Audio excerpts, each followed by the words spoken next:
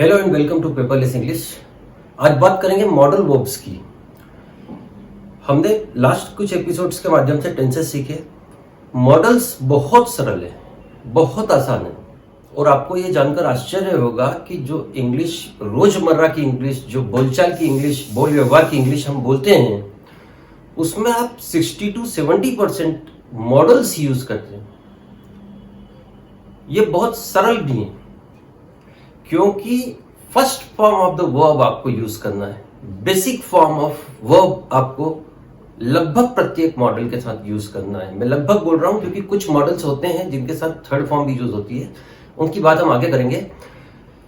तो चलिए शुरू करते हैं मॉडल वर्ब्स। सबसे पहले बात करेंगे कैन। कैन का प्रयोग हम करते हैं एबिलिटी इन प्रेजेंट शो करने के लिए। सबसे ज्यादा एबिलिटी इन प्रेजेंट। अब ये एबिलिटी इन प्रेजेंट क्या है? मुझ में जो भी क्षमताएं हैं वर्तमान में, जब मैं उनको इंग्लिश में एक्सप्रेस करूंगा तो मुझे कैन को यूज करना पड़ेगा। जैसे मैं इंग्लिश बोल सकता हूं, आई कैन स्पीक इंग्लिश। आप अखबार पढ़ सकते हो, यू कैन रीड न्यूज़पेपर। वह तेज दौड़ सकता है, ही कैन रन फास्ट। यहां पे देखिए कैन प्लस फर्स्ट फॉर्म, तो बहुत सरल है। बहुत सारे सेंटेंसेस आप बना सकते हैं अपने आसपास के लोगों के, अपनी क्षमता एक्सप्रेस करने के लिए आप कैन का प्रयोग कर सकते हैं। नेगेटिव सेंटेंसेस कैन के बनाने के लिए आपको कैंट या कैनॉट यूज करना होता है। He cannot run fast, she can't swim, he can't answer my questions. तो सिंपली हिंदी वाक्यों की बात करें तो हिंदी वाक्य के अंत में सकता है, सकती है, सकते आता है। वह तेज नहीं दौड़ सकता। He can't run fast, just like it. Can you speak English? क्या तुम इंग्लिश बोल सकते हो? तो क्वेश्चन पूछने के लिए भी कैन को इस तरह से यूज कर सकते हो। तो कैन के साथ में एक और प्रेजेंट में कैन की तरह ही एक और मॉडल वर्ब होती है, उसको बोलते हैं मे। कैन और मे लगभग सिमिलर होती है, थोड़ा बहुत बस भाव का अंतर होता है। जैसे अगर हम बोले India can win the world cup, तो ये भी बिल्कुल सही है। या हम बोले India may win the world cup, ये भी बिल्कुल सही है। अंतर क्या है? जब आप बोलेंगे India can win the world cup, इसका मतलब है कि इंडिया में एबिलिटी है, इंडियन प्लेयर्स में स्किल्स हैं और उसी की क्षमता की बदौलत इंडिया वर्ल्ड कप जीत सकता है। अगर आप बोले India may win the world cup, इसका मतलब यह है कि संभावना है कि इंडिया वर्ल्ड कप जीत सकता है। तो मे बात करता है पॉसिबिलिटी इन प्रेजेंट।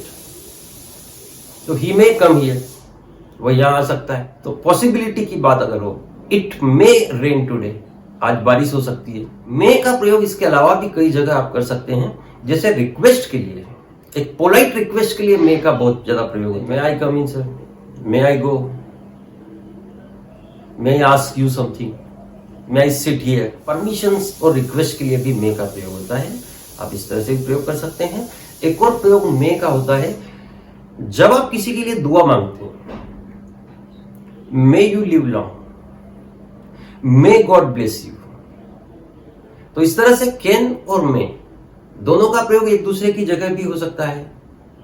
जैसे आप बोलते हैं मे आई कम इन, ये पोलाइट रिक्वेस्ट है और ये फॉर्मेलिटी के लिए यूज होता है। जहां जहां आपको फॉर्मेलिटी की जरूरत हो, फॉर्मल इंग्लिश जब आप शो करते हैं, तो मे का प्रयोग ज्यादा अच्छा होता है। आप बॉस के केबिन में जा रहे हैं, आप बोले may I come in, may I ask you something sir. तो जब भी कोई आपसे सीनियर पर्सन हो तो उससे आप हमेशा मे को यूज करने की आदत डालें। मे ज्यादा पोलाइटनेस शो करता है। Can I ask you something क्या हम पूछ सकते हैं? हम बिल्कुल पूछ सकते हैं अपने फ्रेंड्स या सबऑर्डिनेट के साथ में, जब हमको बात करना हो, जब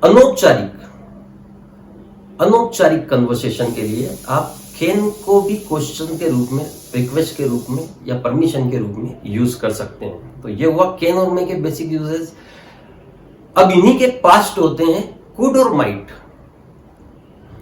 जैसे आपने देखा कैन का प्रयोग हम प्रेजेंट में अपनी एबिलिटी शो करने के लिए करते हैं।